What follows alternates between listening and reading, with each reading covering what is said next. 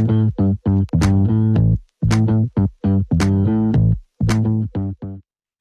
Cheryl here, the No Sugar Coach. Today is day 64 of my carnivore experiment. Now, over the years, there have been several common myths about red meat. So let's look at some of those. Red meat is bad for your health, and you can't lose weight if you eat meat. These are the types of headlines that grab our attention and on newsstands and on TV and in social media. It gets our attention, and that's as far as we go. We don't dig any deeper to get all the facts. We just blindly accept red meat bad, red meat make you fat.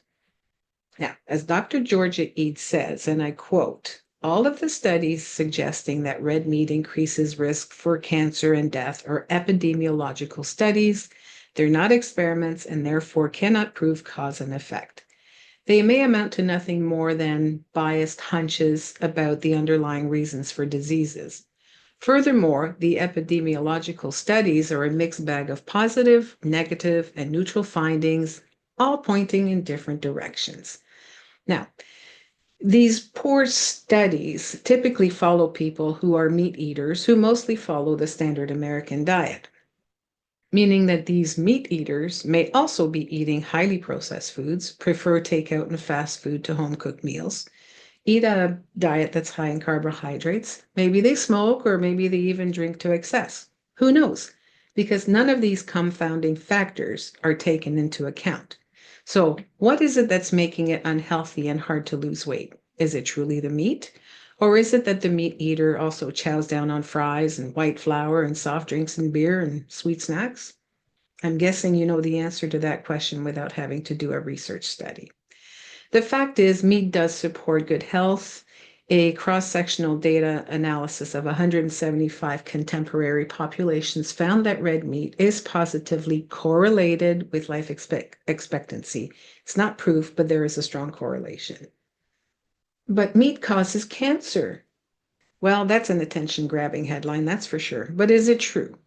In 2015, the World Health Organization declared that red meat increased our chances of developing cancer.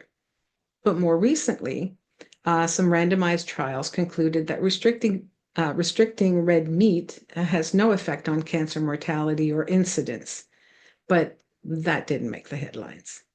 Then came this headline, and this is recent. Red meat increases diabetes risk. Okay, on what planet must these people live on to come up with such foolishness? Apparently, if you cook your meat over high heat, you increase your risk of diabetes.